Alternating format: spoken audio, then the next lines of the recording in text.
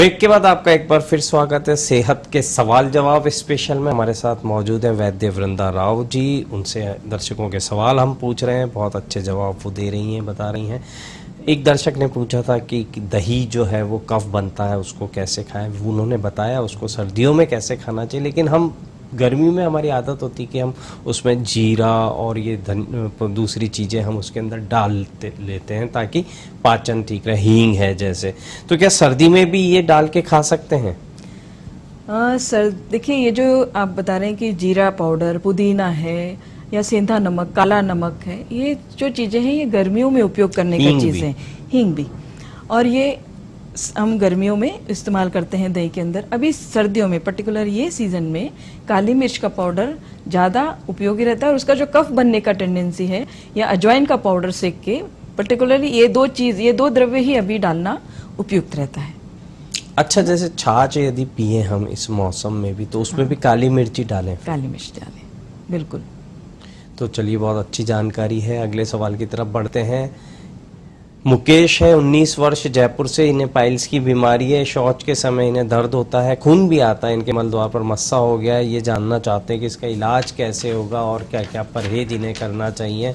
इसी तरह से प्रदीप नायक है, बीकानेर से। ये कह रहे हैं इन्हें भी कुछ दिनों से पाइल्स की परेशानी है, इसका इलाज इन्हें जानना है। और वीके कुमावत है, 18 वर्ष। ये कह रहे हैं इन्हें कई वर्ष से कब्ज की समस्या है, काफ़ी परेशान है, इन्हें इसका इलाज जानना है। कब्ज की बात हमने इसलिए की क्योंकि जो पहले शो किए हैं उसमें पाइल्स, कब्ज, फिशर, इन सब का आपस में कोई ना कोई संबंध सामने आता रहा है। बिल्कुल।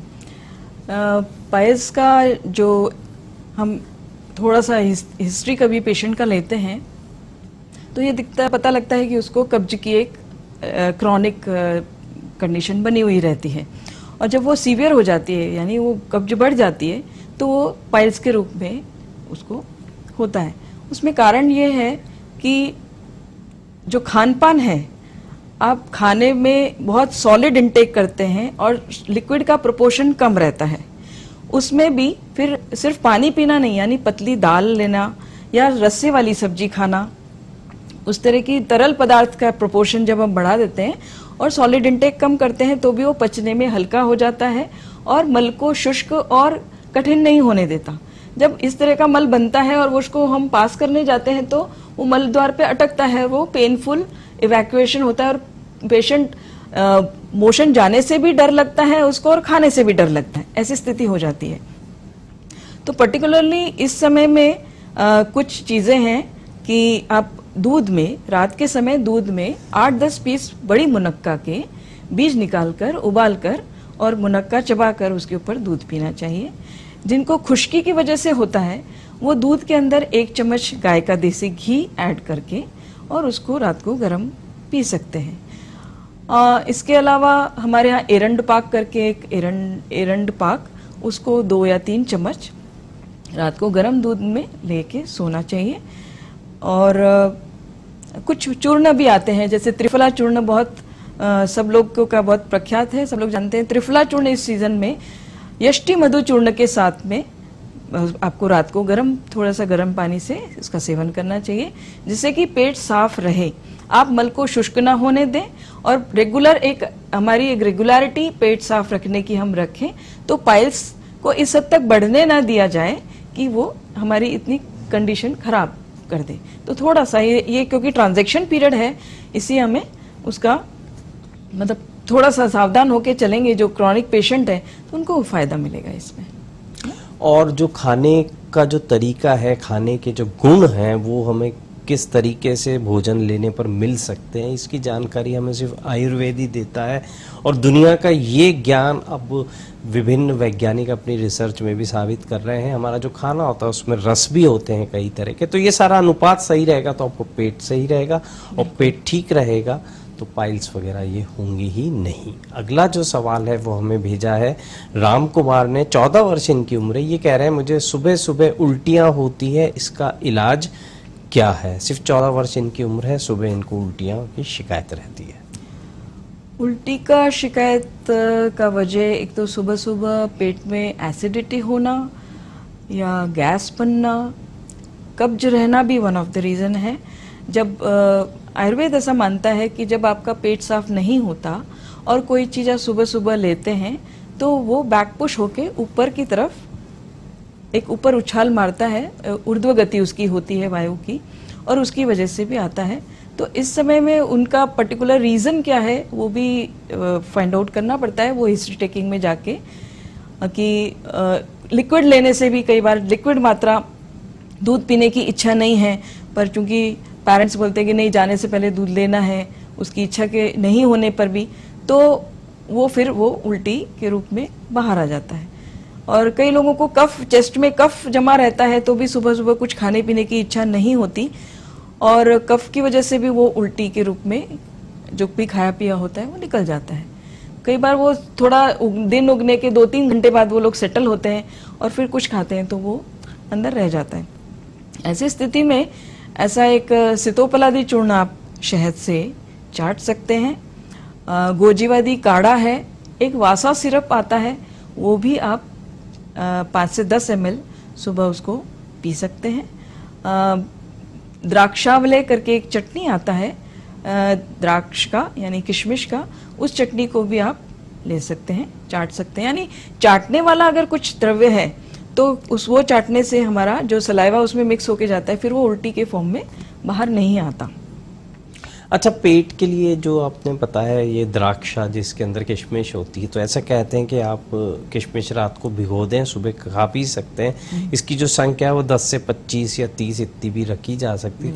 यदि इनके साथ मुनक्के भी हम ले लें भिगो के, तो ये दोनों लिए जा सकते हैं लगातार? हाँ, देखिए किशमिश और मुनक्का दो अलग चीज हैं। किशमिश ड्राइड ग्रेप्स है और मुनक्का उसी की एक दूसरी वैरायटी है, लेकिन दोनों का कार्य अपना गुण अलग है। जो मुनक्का है, बड़ी मुनक्का, वो लगभग पेट साफ करने के लिए ही और रात के समय ही खाई जाती है। और जो किशमिश है उसमें एक फ्रूट होने का वजह से फ्रुक्टोज है और मल्टीविटामिन होने की वजह से जो हम कमजोरी को दूर करते हैं या शरीर में ड्राइनेस हो गई है, शुगर की कमी हो गई है, ऐसी स्थिति में वो एक, क्योंकि ड्राई फ्रूट है तो वो हमें एक पोषण का काम करता है। तो उसका काम जो बड़ी मुनक्का का वो तो पेट साफ लाने का है और किशमिश का काम पोषण का है। दोनों में अंतर है। अच्छा, इसलिए साथ नहीं लेने, साथ नहीं लेना है। एक को सुबह लीजिए, बड़े किशमिश को सुबह आप चबा के खाइए और शाम को रात के समय बड़ी मुनक्का को लीजिए। अगला सवाल है वो हमें भेजा है, एक महिला दर्शक हैं, वो कह रही हैं कि इनके पीरियड समय पर नहीं आते हैं, कई बार 1-1 महीने तक ऐसा होता है और इनको हैवी पीरियड्स की दिक्कत भी रहती है, ये इसका इलाज जानना चाहती हैं। देखिए, पीरियड्स में कोई भी गड़बड़ी होता है, यानी पीरियड का समय पर आना, जो भी आपकी डेट है, महिला का जो भी डेट है, उससे वो निश्चित समय पर नहीं आकर अगर वो जल्दी आ जाती है, 20-22 दिन में आता है, या वो डेट को क्रॉस करके प्रोलॉन्ग हो जाता है 30 की जगह 35-40 या और ज़्यादा, तो ये दोनों ही गड़बड़ है। जल्दी आना भी गड़बड़ है और लेट आना भी, डिले होना भी गड़बड़ है। दोनों के कारण अलग अलग हैं दोनों ही हार्मोनल इम्बैलेंस की वजह से, ऐसा आयुर्वेद भी मानता है। और इसको रेक्टिफाई करने के लिए दोनों चीज़ जो है, हमारा खान पान या आहार विहार दोनों, जिसको हम फॉलो नहीं करते हैं, स्वस्थ, इसका क्वेश्चन मतलब इसका जवाब एक प्रश्न में है कि स्वस्थ पीरियड्स लाने के लिए हमें क्या करना चाहिए। यानी एक जो प्रैक्टिस अभी हमारे पीसीओडीज आजकल ये बढ़ने से या इरेगुलर मेंसेस का जो प्रॉब्लम ज्यादा बढ़ने का जो एक सामान्य कारण आयुर्वेद मानता है, वो ये है कि जो पीरियड्स के दौरान जो प्रोटोकॉल्स बताए गए हैं पालन करने के, वो लोगों की या तो जानकारी नहीं है, रुचि नहीं है, परंपरा करके उसको फॉलो नहीं हो रहा है। जैसे जो पीरियड्स के 5 दिन या 7 दिन का एक हम प्रोटोकॉल नॉर्मल डेज बांधते हैं, तो 3 से 5 दिन तक हम कुछ खट्टा खाने का हमारे दादी नानी मना करते थे कि आपने पीरियड्स के दौरान अचार नहीं खाना है, नींबू नहीं खाना है, इस तरह की दही नहीं खाना है। तो खट्टी चीजें खाने का एक निषेध होता था कि ये नहीं करना है। उसका एक साइंटिफिक रीजन ये है कि खट्टी चीजें उस दौरान खाने से जो एंडोमेट्रियम है यूट्रस का, उसमें क्योंकि वो हाईली उस टाइम ब्लड वेसल्स उस टाइम फ्लशी होता है, उसके बाद में वो उसमें स्वेलिंग आ जाती है। खट्टापन ज्यादा मात्रा में महिलाएं पसंद करती है खट्टा खाना, पर उन दिनों में नहीं खाना चाहिए, या उसका नहीं खाना ही एक है, कम खाना नहीं बोलूंगी मैं, नहीं खाना ही उसके लिए उचित होता है 5 दिन। तो वो आगे जाके आपकी साइकिल को डिस्टर्ब करता है, यानी आपकी खट्टी चीज खाने से ब्लड में एसिड का पीएच वैल्यू बढ़ जाता है, और उसका रिजल्ट आता है हमें नेक्स्ट पीरियड में दिखाई देगा कि हमारे पीरियड्स इरेगुलर हो जाते हैं, और हार्मोन्स भी इरेगुलर, जो एंडोमेट्रियम वापस रिपेयर होती है तब वो एक्शन हमें दिखाई देता है।